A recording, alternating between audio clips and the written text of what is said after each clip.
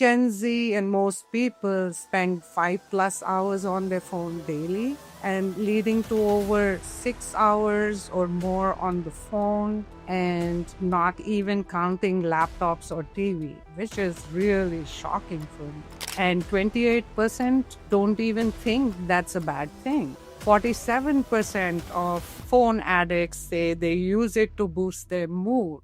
The most addictive apps, not surprisingly, the social media. 79% of people say it's social media that they can't put down, far more than messaging or even gaming. Psychologists actually use the term digital stress or tech stress to describe the anxiety and the feeling of overwhelm from this constant connectedness. I don't think we as humans were ever meant to know what everyone in the world was doing simultaneously. Research review in 2022 that concluded that excessive screen exposure often induces a state of hyperarousal, elevates stress hormones, disrupts your body clock, and even alters brain chemistry.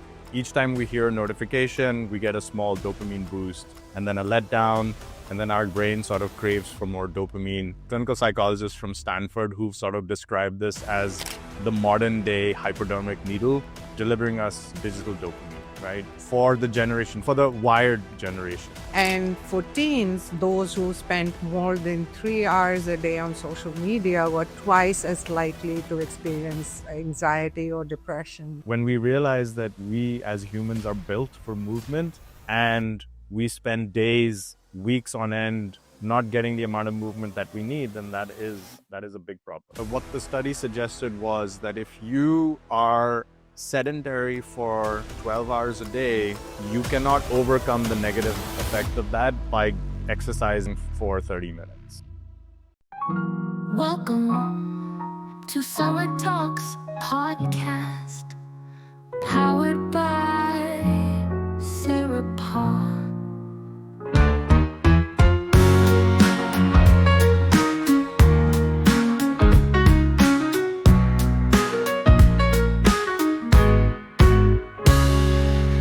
Hi, everyone. Welcome back to Therapeutic, the podcast powered by Serapath Integrative, where we tackle modern health concerns in an easy to understand way. I'm Vivek Narayan, one of the co-founders of Serapath Integrative, and I'm here with my fellow co-founder, Sarika Kishore.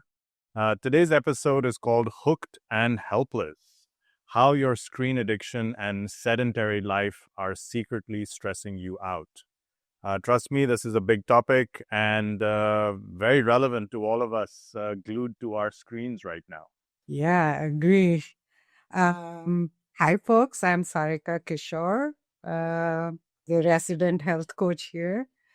So, Vivek, before we go into everything, let's start with a quick check-in and see how many hours have you been on the screen?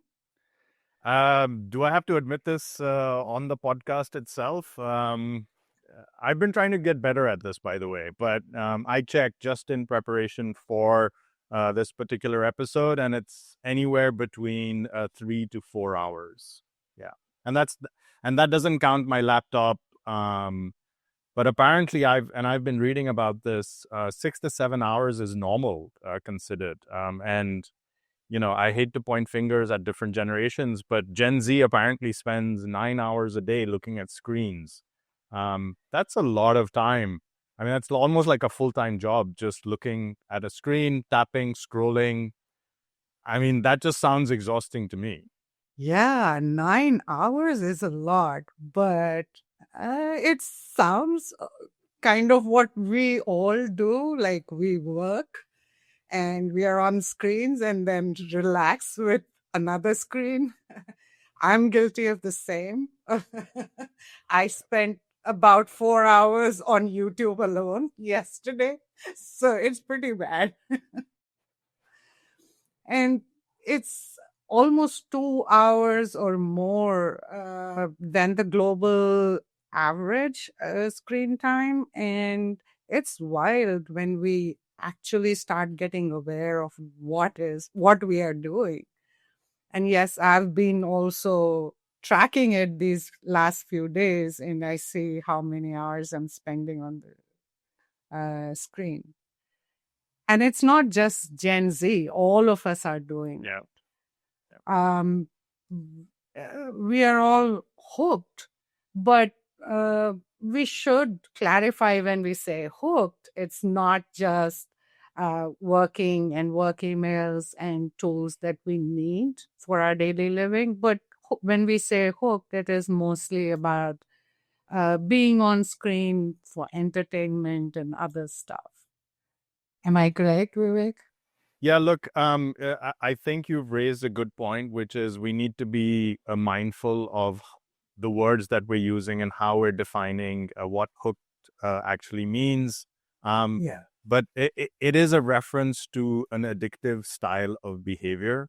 So if you've ever felt that itch to check your phone without an apparent reason, that's probably one of the hallmarks. And you're not alone. Again, most of us, more than 70% of us, actually feel this way. They're using the words addicted to describe how they feel and their relationship with their devices. So when we talk about phone addiction, whether it meets the strict criteria or the DSM criteria of addiction, that's not necessarily what we mean over here, but the words that we use to describe our relationship with our phone is being described as an addiction. And unfortunately, it's messing with our stress levels, with our flight and fright response, and it does so in kind of insidious, sneaky ways. And the whole the crux of this episode is to explore how our digital habits and uh, in relation to those digital habits, the knock-on effect is the so-called couch potato lifestyle, right? So a combination of overstimulation, overexposure to digital devices, the knock-on effect of not being active throughout the day, fuels stress and anxiety in some individuals, and often without us realizing it. Yeah. Yeah, it's a lot. I read somewhere that 49% of people feel that they're addicted to their devices. And that's crazy, right? I know I come from a different generation, so it's slightly difficult for me to uh, empathize with that. But I see my kids and we see that all the time. So, yeah. So, Vivek, we'll dive into some eye opening stats and stories from skyrocketing screen time to the dangers of sitting all day, like you mentioned just now. We've got some scientific research, relatable anecdotes, and actionable tips in this podcast. And we'll even bust the myth that vegging out with Netflix or Instagram is not the best way to relax. Oh wow! So there goes one of my strategies. So and I think we've also collected some audience questions. So thank you to our research and marketing teams for collating them for us. These questions are related to digital detox, managing tech burnout, especially at work, and then you know, getting moving again, basically. So stick around for the Q&A. Hopefully you get your question answered as well. And be sure to stick around for the practical strategies towards the end of the episode. Again, the intent over here is to feel less hooked and helpless and more in control of your well-being. All right, let's kick this off. Uh, uh, why is screen addiction a buzzword in this 2025, and how it's secretly stressing all of us out? So let's talk about screen addiction. It is 2025. Our smartphones have basically become an extension of our hands. You wake up, you check notifications, you get a break from work, you scroll social media.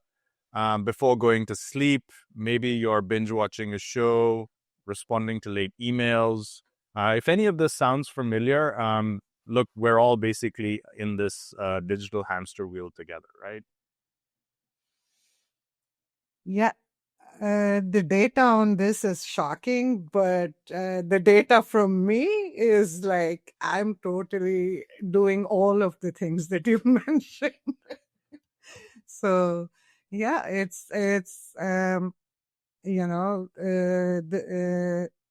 one study called it America's screen time addiction, and for good reason.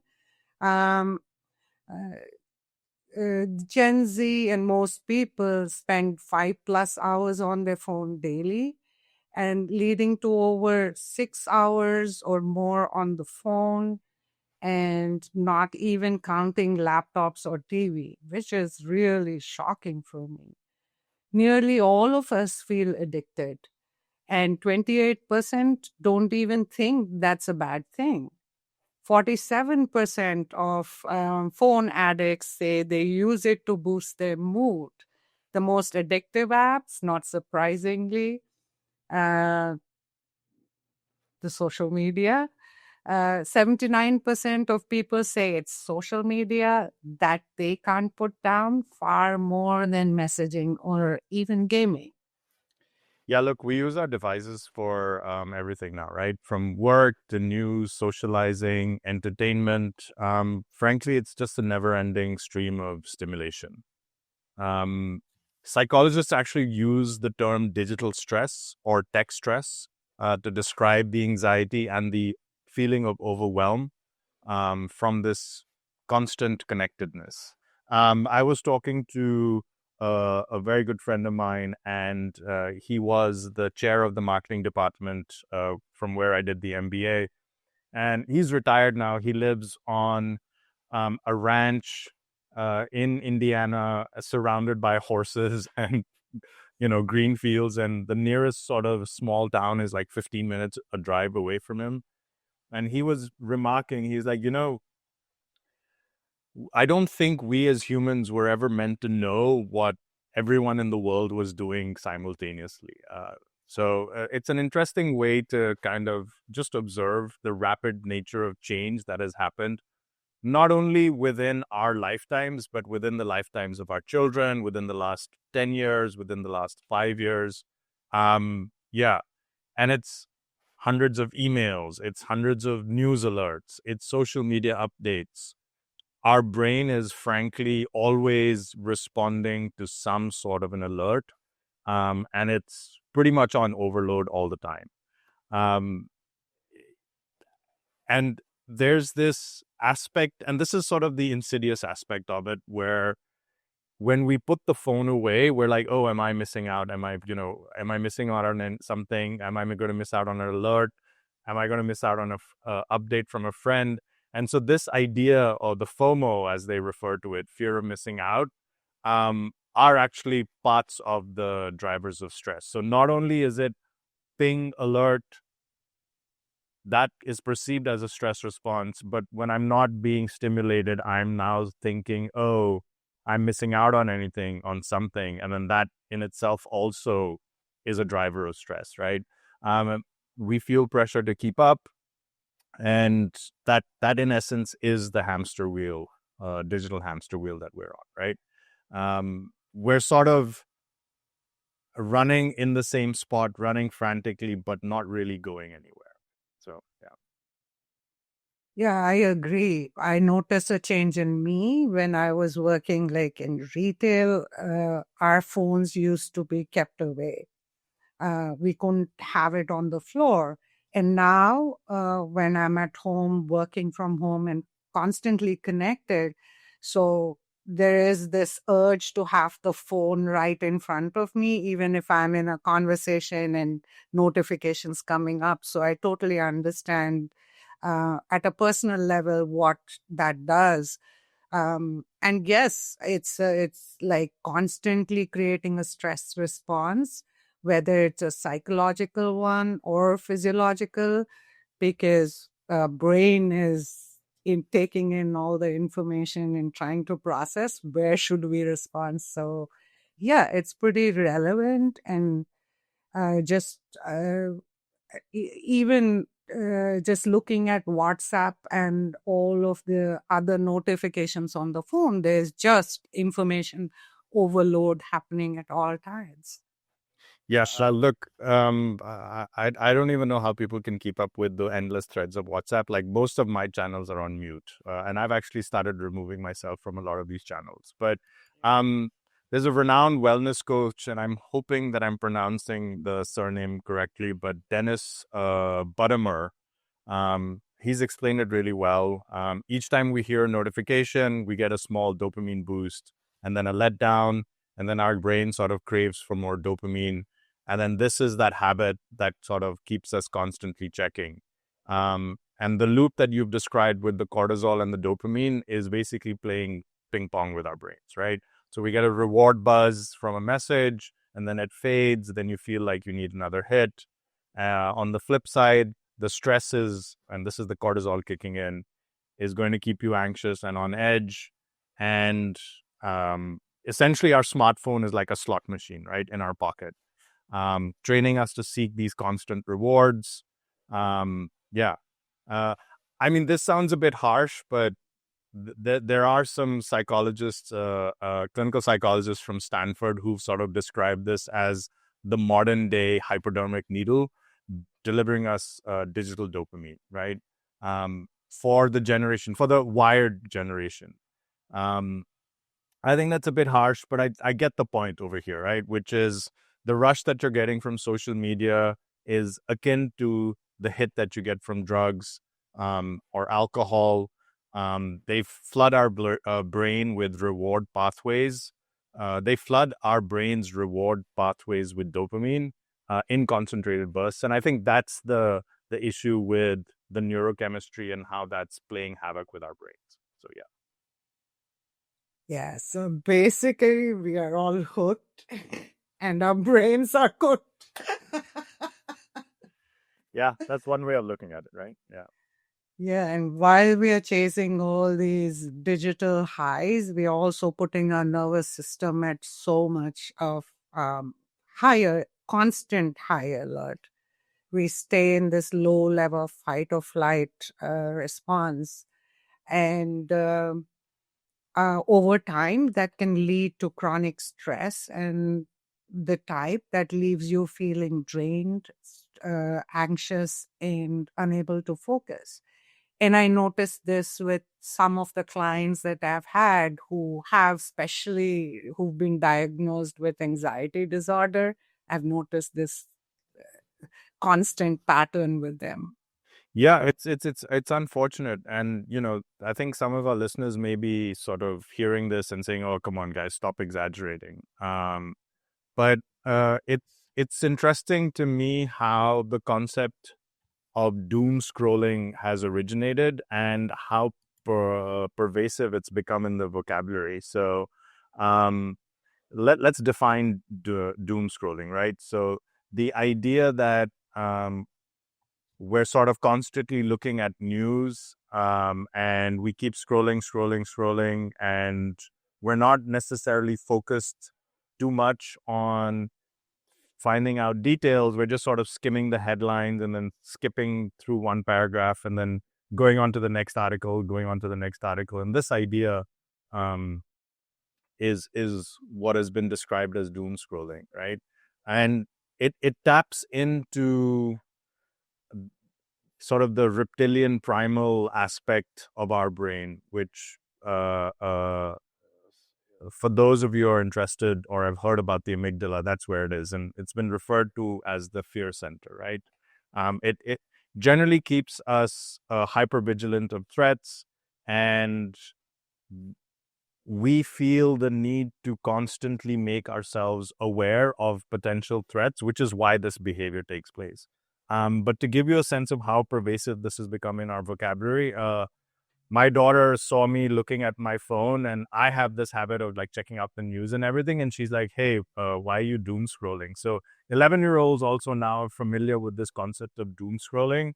And it's like our brains and bodies are designed to handle short bursts of stress, but beyond that, it gets very difficult. And when stress doesn't end, it seems like that doom scrolling is one of those habits that we have developed. We're stuck in this cycle of looking at stressful content, which makes us more stressed out, which makes us keep looking at more content, hoping that we're going to get answers for relief, but that relief never comes. Yeah.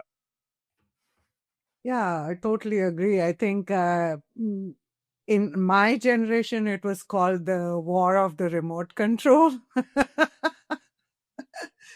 So, yeah, it's a perfect storm. The technology is designed to keep us hooked.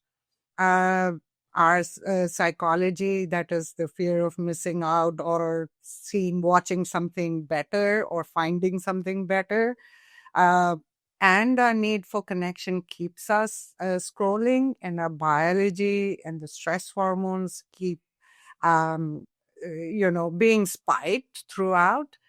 Over time, this combo can seriously affect our mental well-being. And what we don't realize is this kind of high stress can mean poor sleep. It can help us create anxiety, irritability, trouble concentrating and focusing on things, because again, the adrenaline is always um, on the high. Um, if you've ever felt jittery or exhausted after an hour or 2 hours of doom scrolling, that's why, because you are on high alert all through. There's this very good research review in 2022 that concluded that excessive screen exposure often induces a state of hyperarousal, elevates stress hormones, disrupts your body clock, and even alters brain chemistry. Oh my God. Just reading that research review was like a wake up call. Is stressful, right? No, and hopefully we'll put up the links to some of these reviews in our show notes as well. But look, I think at this point it's probably useful for our audience to define. We understand that technology is simply a fact of life now. Screens are a fact of life, and I think the message that we're trying to say is that not all screen time is necessarily bad, and that I think finding a moderation or a middle path is probably the most useful way.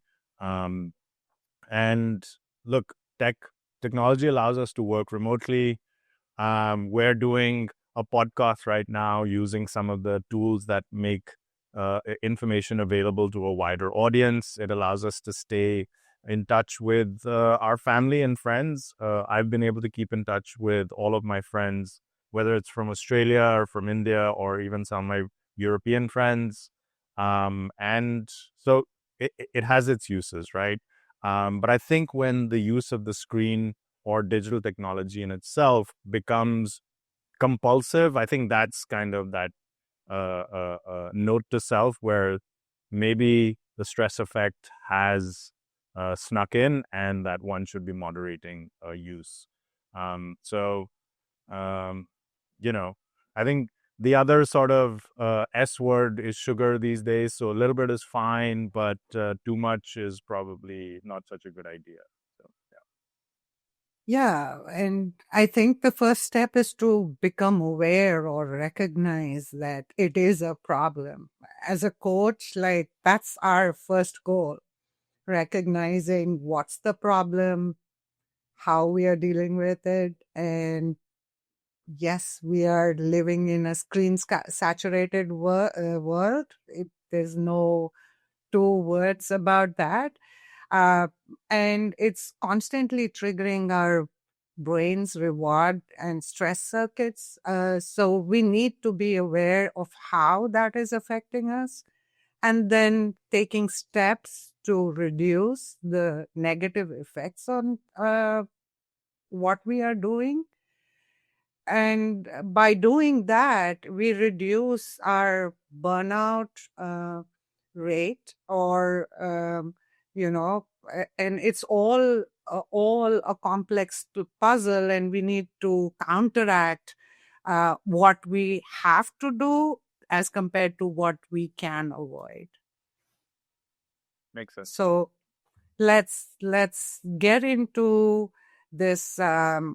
What else is being affected when we are doom scrolling or spending too much time on screen hopping kind of thing?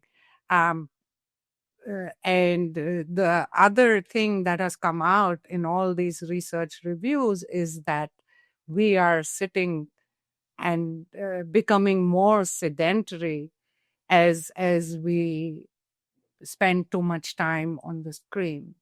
So let's talk about that. Yeah. So what you're referring to now is what we would then sort of say as the knock-on effect, right? Which is we've spent all of this time uh, uh, most likely sitting down or lying down, looking at screens, exposing ourselves to technology, whether for work or for recreation. And you've spent 8, maybe more hours at your desk in front of a computer. So by the time you finished, and this actually showed up during COVID a lot for people, and I actually had an impact of this as well, which is by the time that I was done with my workday, I was completely exhausted and I was mentally drained. And for me, I was like, okay, you know what? I'm just going to lie down on the couch and, and I would flip on YouTube or I would flip on Netflix. A lot of younger people, I don't have TikTok on my phone, but I know that a lot of young people are flipping onto TikTok. Um, and for an hour, couple of hours, 3 hours, you're just lost, right? And by the time you're done with work and quote unquote relaxation, the day is finished. So we've been sitting and lying down throughout the day, and you're not moving. And when we realize that we as humans are built for movement, and we spend days, weeks on end not getting the amount of movement that we need, then that is a big problem. Yeah, and the result is a sitting disease, an epidemic of sitting disease, I think. Yeah. And I know a study in 2024, which was presented at the American Heart Institute, Heart Association, sorry, found that if people sit more than 10 and a half hours a day, their risk of heart failure and even heart-related death rises significantly. And this doesn't change even if you are exercising for 30 minutes a day. Oh, So that was very surprising that most of us think, oh, we are exercising X amount of time every single day or 5 times a week.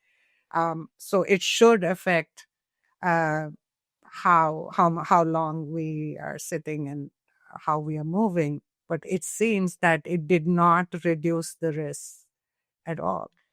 yeah. So that really blew my mind actually when I kind of in essence, what the study suggested was that if you are sedentary for 12 hours a day, you cannot overcome the negative effect of that by exercising for 30 minutes. And I think that's the crux of the study over there.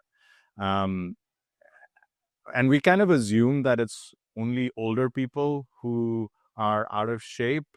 But there's enough research. In fact, the University of Colorado study in 2024, so this is a recent study, looked at adults aged around in their early to mid 30s, so basically millennials, and found that they were sitting over 60 hours on average in a week, right? So that's close to about 9 hours a day.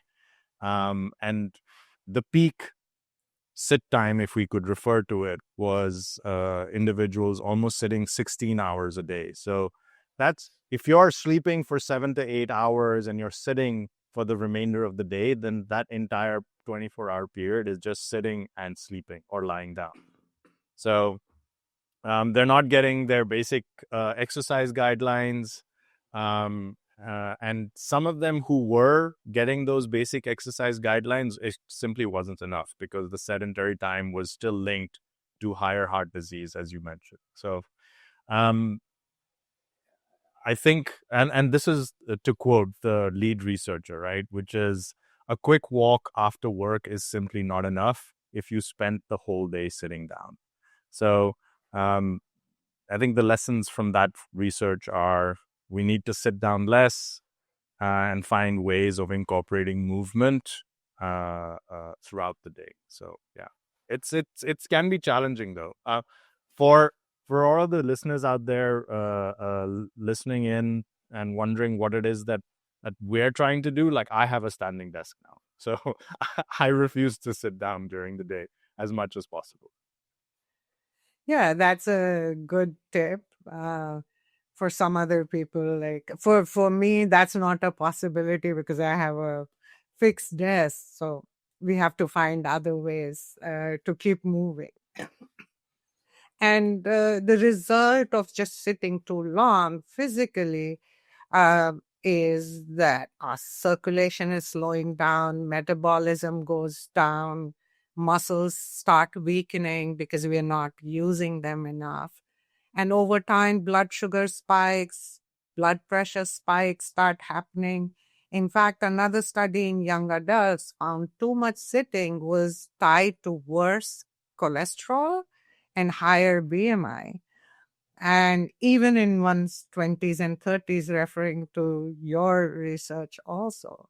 So habitual inactivity raises risk of whole host of issues. And I think obesity, type 2 diabetes, heart disease, and even some cancers are linked to sitting too long.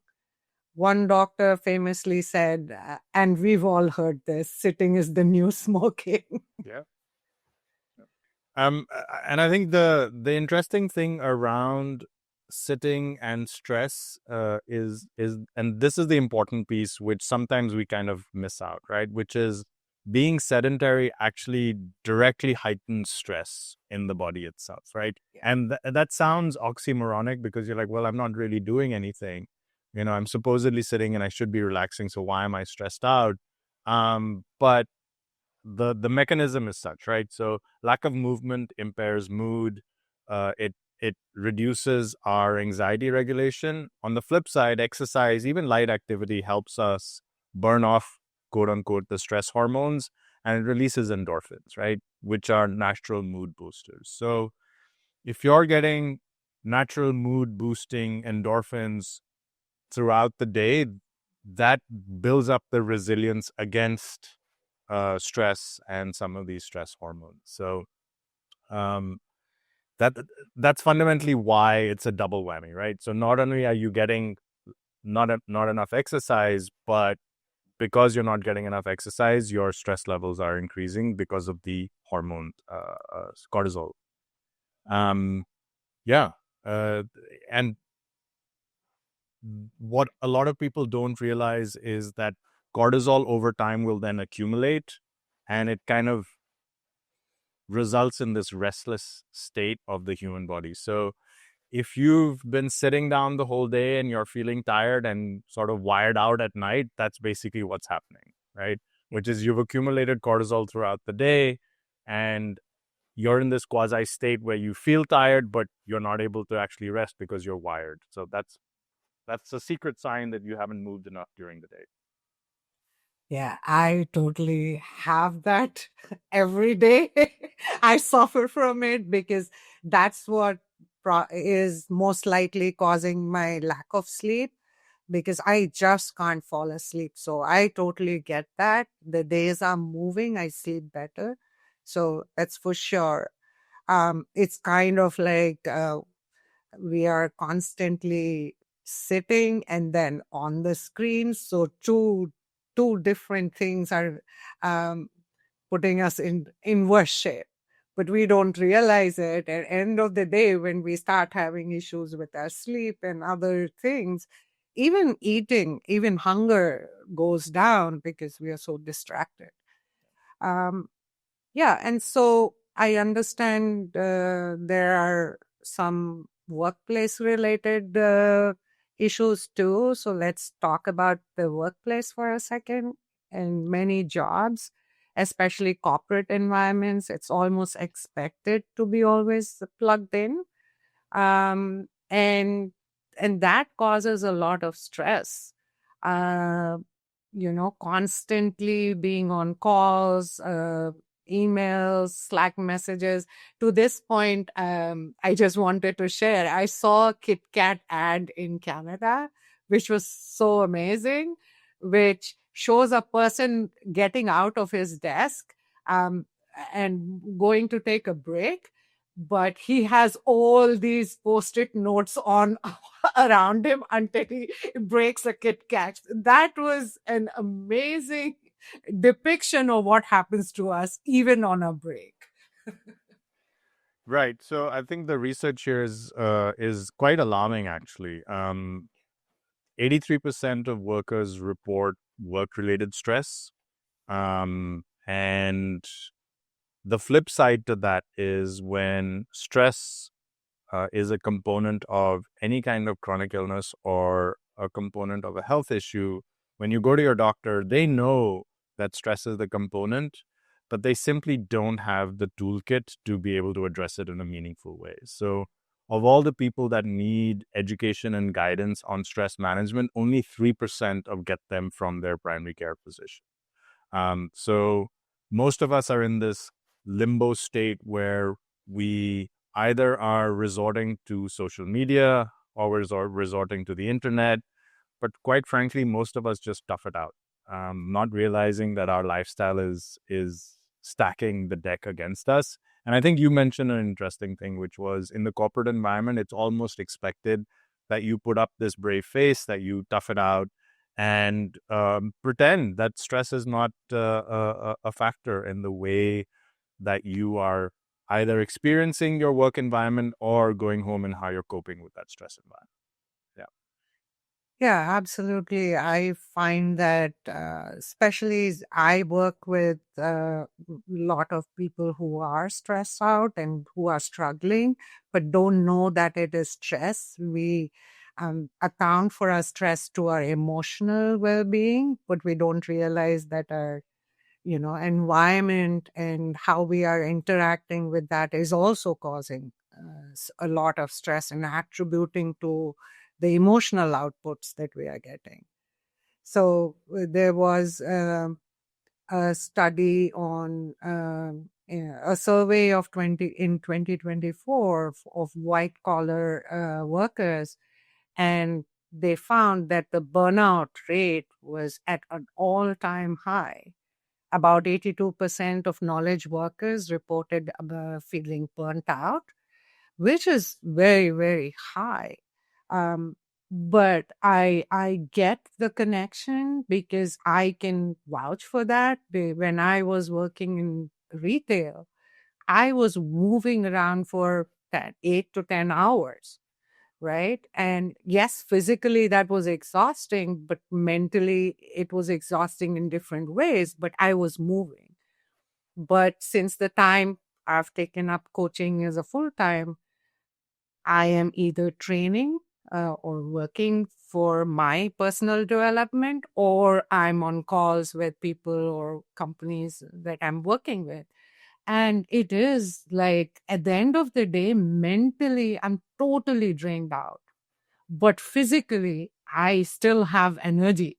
And I have noticed that that's become an issue for me when I go to sleep.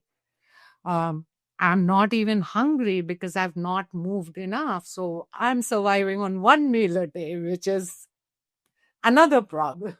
Right. This Because, is the third knock-on effect, right? So yeah. I think to sort of summarize for our audience, if you're feeling extra drained at the end of the workday, or for students out there at the end of semesters, it's not just you. These are common feelings. People are experiencing these, and it's sort of getting exaggerated now because the patterns of screen addiction and being sedentary fundamentally are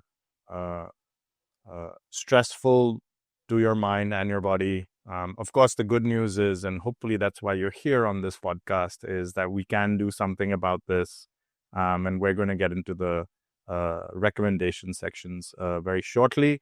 But just before that, one of the myths that we would like to uh, uh, uh, remove or bust, so to speak, would be the idea that vegging out or relaxing in front of screens is always the best way to unwind.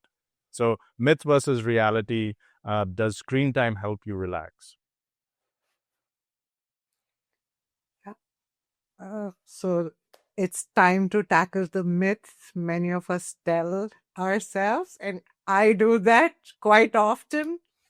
So after a long, hard day, we just decide that chill and Netflix or chill and TikTok. We've all been there. And we think we'll just do it for an hour or a set time, and then time goes by. We are just lost. So, spoiler alert, probably not. In fact, it might be secretly increasing our stress levels and anxiety, and we can kind of break that down, right? So, we're using our screens as a coping mechanism for stress and chronic stress exposure. And there's a few things that are going on. So, we're not internalizing and processing our emotions, which is important to do. And there's a study that states that 59% of people turn to screen time to cope with negative feelings. So it's being used as an emotional escape, right? So instead of truly relaxing and processing the day, we're just, to use another word which I don't like to use, but we're kind of numbing ourselves out, right? And I think this was a University of Sydney study done in 2024. This kind of avoidance via excessive screen time actually amplifies feelings of depression and stress rather than helping us relax in any meaningful way. So, in essence, what we're doing is we're distracting ourselves, but we haven't really addressed the root cause of the stress, and so it lingers on, and it makes things worse the longer this behavior continues. Yeah, exactly true. And again, collating it to the work that I do with my clients, I see this happening time and again. This emotional drain that leads to struggle in many other areas of the life because we are kind of numbing our brain. So basically, what we are saying is you are not really relaxed and refreshed after a binge watching spree. Maybe you even feel kind of empty and more on edge because of what you've been consuming on the screen. So there is that Sydney study found that instead of feeling better, heavy screen escapism led to more emotional disconnection, just like you just said, and lower moods. Um, and for teens, those who spent more than 3 hours a day on social media were twice as likely to experience anxiety or depression. And so instead of having a calming TikTok session, we are ending up with probably something else. Yeah, that's kind of sad actually, if you really think about it. The other aspect, which we kind of raised in earlier on in the conversation, was this idea of social comparison or FOMO on social media, right? So if we're trying to relax by scrolling, what we're really doing is we're seeing curated pictures of other people's lives, right? These are algorithmically driven, and they have a tendency, and they may have a tendency to subconsciously make us feel bad about ourselves. So as if we're, missing out or not measuring up to someone else's idealistic life. Now, think about it this way. If you have, friends randomly people are traveling, obviously they're going to be posting pictures, and all you're seeing is pictures of your friends traveling the world, and you're stuck at work. How does that make you feel, right? So all of this potentially adds to stress, even though you may not necessarily realize it in the moment. And we haven't even talked about sleep. I mean, we kind of briefly mentioned it anecdotally in your experience, but if you're using screens at night, whether it's the TV or your phone or tablet, um, that fundamentally disrupts your circadian biology, right? The blue light emitted by screens suppresses the release of melatonin. Um, and melatonin is a spike in melatonin in the evening is what actually sets off the cascade that makes you go to sleep, right? So in the morning, it's a spike of cortisol that says, hey, body, wake up. And in the evening, cortisol levels go down, but that melatonin spike goes up and it says, hey, body, go to sleep, right? So those are sort of the two fundamental anchoring events of circadian biology. And the blue light exposure, screen exposure at night disrupts melatonin release. There's an interesting thing for any of you who have been to Vegas, and if you've been to the Venetian, you will see that there is this lovely blue color and the lights are always on, and that is intentionally designed to keep you awake. So next time you're in Vegas, check out the Venetian, check out the ceiling, and you will see that blue color that we're talking to. It's basically sky blue, right? So there's a reason why you go in the morning, and if you look at the sky, it wakes you up, right? But anyway, coming back to the topic, you spend a few hours at night looking at the screen. What this really translates to is your inability to sleep in a timely manner. It takes you longer to go to sleep.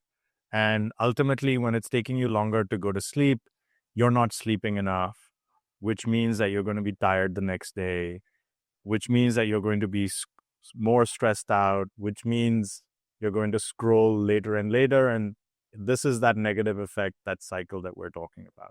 So getting not enough sleep because you're stressed out simply makes it worse the next day because you're going to be more stressed out anyway. So, yeah. Yeah, and also like we need to think about what are we looking at, right? What is the content? If you're watching just the news, some of us say, oh, we just have news notifications. But even that news is pretty stressful. You know, news is always about something that is not good, something that is happening in the world and stresses us out. Uh, then, if we are watching shows, what kind of shows? Most shows have a lot of drama, thrillers, whatever your choice of content. All of those also gives a spike to our adrenaline. And even mindless browsing just keeps our brain on the alert and just doesn't allow us to rest.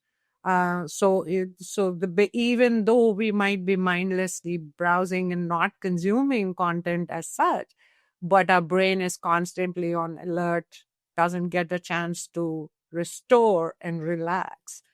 And this constant stimulation can, or multitasking between multiple windows can lead to fragmentation of our attention, and it leaves us fatigued.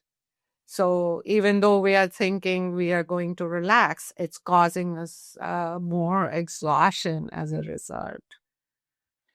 Yeah, and just to be fair to the audience, we're not trying to demonize enjoying movies or playing video games and those sorts of things. But if you're constantly using digital exposure as the primary means of stress relief all the time, it may backfire. And anecdotally, I've kind of noticed this myself. I get home, exhausted. This happened in COVID. Most of the time on Zoom calls with my colleagues, my brain doesn't want to work. I simply want to be on a zombie on the couch. I flip on YouTube, and I've whether it's news or whether it's something else, I still ended up feeling kind of numb and still tense. But I broke that habit by instead of switching on YouTube or switching on the TV, I broke that habit by going out for a walk, or talking to my wife, and I've initiated. It's almost become a rule now, which is the first thing that I do when my day is done. I'll either go play pickleball, I'll play squash, or I'll go out to the gym. And by the time I'm done with that, I am completely like I'm almost energized. So exercise, engaging conversation, creative hobbies. These are the things that actually reduce stress. And science kind of backs this up, right? We see a fall in stress hormones. We see an improvement in mood. So avoid passive screen time as much as possible. Yeah, and that could also pose a little bit of challenge for people living alone. But we'll get to the tips and tricks that we can use to manage that. But yeah, so this myth is totally busted with all the research and what we have been discussing, that screen time is a cure-all for our stress. It is not. And yeah. One quick point, I think, and this is before we get into the strategies and recommendations. Using your phone for relaxation can be tricky, right? So the same app that is your meditation app, or the same device that's your meditation app, also delivers your work emails and news alerts. So while you may be listening to soothing music, you may end up checking the work message that pops up, and that fundamentally your quote unquote relaxed vibe is gone, right? So it's hard to fully disconnect on a device that keeps trying to pull you in other directions. And we'll go into this in some of our tips and tricks, but if you're using your device for that meditation session, you should disable alerts from all the other things that can potentially distract you, so that you're in that zone, so to speak. So, Yeah, so basically, to truly recharge, we need to be disconnected. yeah. Yeah, and literally and figuratively, I feel that sometimes we don't realize how much of an intrusion is happening all the time. So yeah, so we need to find solutions of how to productively disconnect. We really hope this conversation helps illuminate how screen addiction and sitting too much can affect your health. If you want to learn more about some of our services, feel free to check out our website, serapath.me. Like I said, you can take our free assessment online. We'll have it linked in our show notes. And if you're intrigued, our platform can guide you with data-driven insights and action plans just to build healthier digital habits and healthier lifestyle routines. Yeah, right. You just have to remember stress and burnout are not inevitable, even in our crazy world that we live in today. With the right awareness and good habits, you can absolutely feel more energized and focused and stay calm.